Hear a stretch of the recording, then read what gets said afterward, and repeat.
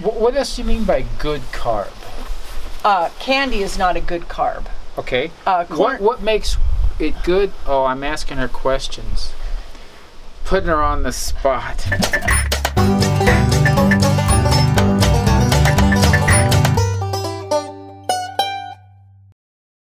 We've had a request from one of our subscribers to tell about the wire that we use for the hoops over the rows. Our low tunnels. In our low tunnels.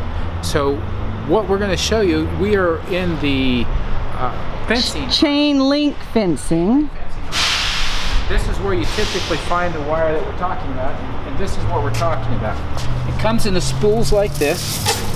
So we have bought it in sections that are 6 foot long. You can get them from various supply houses. But more often. But more often you can find it locally at your local stores. This is 170 foot, it's 9 gauge, and you can cut it to the length you need depending on what kind of system you're using for your width. So I'm going to hold it up for them. And this is the price. Right here we usually pay $25 for it, so that's pretty typical. And then we...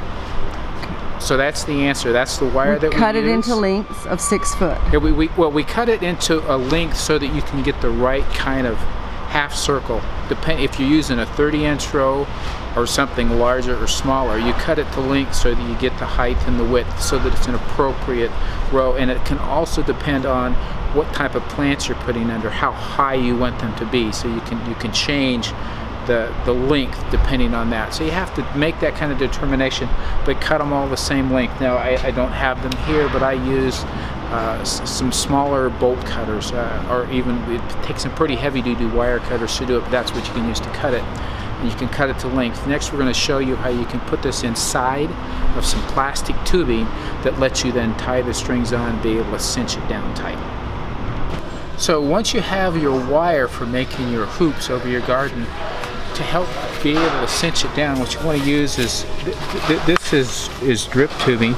It's usually inexpensive. We've bought it in 100-foot rolls, but still the price is good. This is 50-foot roll. This is from Orbit. As you can see, it's $7 for 50 feet. But this will show you how these fit together, how we've used it, and it enables you then to cinch up very tight and be able to move the cloth up and down by having this go over it. To me, this is probably the easiest way to do it. So you're putting this black over the metal. The wire slides through this. This is shorter by about 6 inches at each end, so it's a foot shorter than your metal. So 6 inches of the wire can go down to the ground, and this sets over it. This gives a lot better. This can allow the string to be under it and can't pull up, so it can hold it down, and we'll show how that's done. We have gotten some wonderful questions. Lots of from great comments, wonderful subscribers. Great questions. And so we're going to attempt to answer a couple of them. We just showed you a video on the wire, and it's very complicated to tell you how to do the string that goes across. So if we can find a video that'll show that, we're going to add that in. Otherwise, we'll show, you can just do a hoop and put your stuff over like you see in the video that that you pulled it from, and you said, when I was covering the carrots, and you said, what wire are you using? You can just do that and then put rocks along the cover. But then we discovered that you can actually attach string or cord to each one of the things that cross over, and you're able to just pull the cloth up to the middle as you pick or water or anything, and just pull it back down. It's really cool. So we'll show you that when we can get to that video. No matter how many times we describe it, we're still not making a very good picture of it. No, it doesn't. It doesn't. It's hard to. But really, the objective is at both ends we're putting a stake down into the ground and tying off the ends of the cloth and pulling them tight. And then as it goes along between the hoops, the rope is running from one hoop over the cloth to the next hoop on the other side. So it's and like it just zigzagging crosses back and forth. And you're getting that from both sides. And that's cinched down tight enough to where the cloth, even under strong winds, it doesn't blow away. So it's really hard to show because we don't have any of the stuff here with us. We just don't have the place to show it. So we're going to look up and see if we have any of the videos. If we do, we put it on. If we didn't find it, hey, we didn't put it on. But if someone out there has seen this technique, is familiar with it, has some kind of a video or a picture that could be shared, that would be great, because I'm sure there are going to be folks who want to see how to do this. And we feel bad.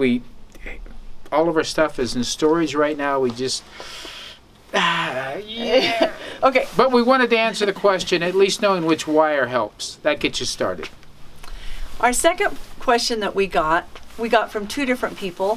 One was asking what the different vegetables are that are starchy and non-starchy, and then a clarification. I had one of our subscribers tell me that starchy vegetables are not bad, and I'm like, oh wow, absolutely they are not bad. So for 8 years now, good for you. You need them. For 8 years now, we've said a good protein, a good fat, a good carb, and a good vegetable. And we're going to change that because vegetables are good, whether they're starchy or non-starchy. It's just the category that they fit into. The word good and bad is not very descriptive. They're not good words, so we're going to stop saying good. We're going to start saying that things are good or bad. So instead of... Even words. Instead of saying a good vegetable, we're going to say a non-starchy vegetable. So what in the world are non-starchy vegetables? So we're going to list them for you. Artichokes and artichoke hearts. Asparagus. Baby corn. Bamboo shoots. Beans, green, wax, and Italian. Bean sprouts. Beets. Brussels sprouts. Broccoli. Cabbage. Carrots. You didn't say that with much gusto. I thought carrots was on the starchy one. Okay, so good thing that you asked. Raw carrots are non-starchy. Cooked carrots are starchy. Great clarification. Good clarification. Cauliflower. Celery. Cucumbers. Greens, collard, kale, mustard, turnip, and the list goes on and on. And eggplant. You jumped over that one. Oh, yeah, yep. Jicama. How do you spell jicama? Jicama with a J. Yeah, Jicama. And it's really good if you've never had it. Kohlrabi. Leeks. Mushrooms. Okra. Onions. Pea pods. Peppers. Radishes. Rutabaga. Salad greens, and it's a long list. That's a long list of salad greens. Sprouts. Squash. Now, these are all of the summer squash. Your crookneck squash, your spaghetti squash, even though spaghetti squash is a winter. Spaghetti squash, zucchini, and one I don't know, Kershaw. Okay. We haven't done Kershaw. No, we haven't. Maybe that's what we grew and didn't know it. Yeah, it could be. It was good. Sugar snap peas. Swiss chard. Tomatoes. Turnip. Water chestnuts. Now, you can have as many non-starchy vegetables as you want. We encourage, we probably eat 9 servings of fruits and vegetables a day. We encourage you to just load up on, especially if you're diabetic, load up on your non-starchy vegetables. Now, if you load them up with some kind of a sauce, a dip, don't load them that way. Lots of butter, then saying no. all you can eat. Well, yes, but butter is good. Butter is good, but not all you can eat. Okay. So. All right, so now let's talk about starchy vegetables, which are also a good vegetable, but not a good vegetable the way I've been talking about it. So, starchy vegetables are considered a carbohydrate. So when I say a good carb, starchy vegetables are a good carb. What else do you mean by good carb? Candy is not a good carb. Okay. What makes it good? Oh, I'm asking her questions. Putting her on the spot. But I know somebody's going to ask the question. Okay, so why don't you answer it? So a good carb is going to be a carb that brings with it some nutritional value. It's not man-made. Right. There's very few man-made ones. Like you might be able to take non-GMO cornmeal and make your own corn tortillas. Great. Great, great, great. Glasses are darkening up. Yes, they are. And there's a few man-made carbs that you can make, and they're good, and we'll go over those another time. But right now, we're going over starchy vegetables, which are good carbs. Which they are bring good carbs. stuff with them. So these good carbs are the first one is a beet, which was also a vegetable. Cooked. Oh, we're back to the cooked and not cooked. Yes. Okay. So beets, carrots. Then we have corn. And green peas, which is interesting. But green peas, do you think those little things? They're very sugary. They are. So, parsnips. Plantains. Pumpkins. Sweet potatoes. I love sweet potatoes. White potatoes. I love white potatoes. But not French fries, guys. Don't. If you can bake them into French fries, but don't. And you can. Now wait a minute. If you bake them, they're not fried, so they're not really French fries. So they're baked. You can fry them at home French in your bakes. own oils, your good oils. There's that good word again, which we'll go over oils again and look at some of my old ones that I'll give you some. So oils that aren't damaged. Correct. Maybe that's the way to You state don't it. want to eat French fries from some place that has a big bin of oil. But we've deviated again, so let's go back to the starchy vegetables. It's hard to stay on track when you're talking about food because it's also interrelated. Winter squash is a starchy vegetable. So your butternut squash, your acorn squash, banana squash, those are really, really good. In fact, we've got some cooking in the oven right now. And yams. Yams, which is right now, there. can somebody tell me the difference between a yam and a sweet potato? Oh, yes. Okay, Sweet I'm potatoes listening. are a little bit stringier. They're not quite as good tasting as a yam. So okay.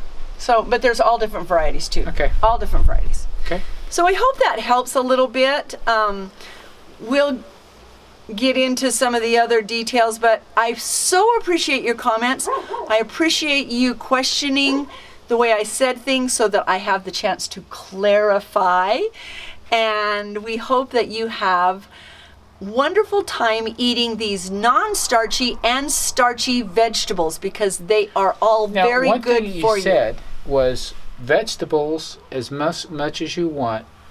Non-starchy vegetables as much as you want. Starchy vegetables. You want to be able to, like most of the vegetables that we read off, you want a cup or a half a cup. You want to have about 15 grams of carbohydrates. We will put it together in the ebook that we're putting together, and also on one of our blogs. And if you want to be able to get our blog, then we'll put a place down below where you can sign up for email. So what you're suggesting then is that if we eat lots of an overabundance of starchy vegetables, we're going to see them start appearing right here. Yes. So you have to limit. Especially if you're diabetic, you have to limit them. They have to be limited like you do your carbs. So, and do we have a place for them to sign up for the email, or shall I just send them to the website? I'm very confident we do. I'm going to test that once again, but on our webpage it is. On our webpage, which is heartinessapproach.com, you can go there and sign up, and you'll get. It's over to the. Whichever is your right side. My right, if I'm looking, it's on this side. If you're facing it, it's on your right side. And I think we've bored them to death today. So, wake up. It's time to wake up. We're finished. Thank you for subscribing. Thank you for your questions. And please keep them coming. We will start answering for you. That will be great.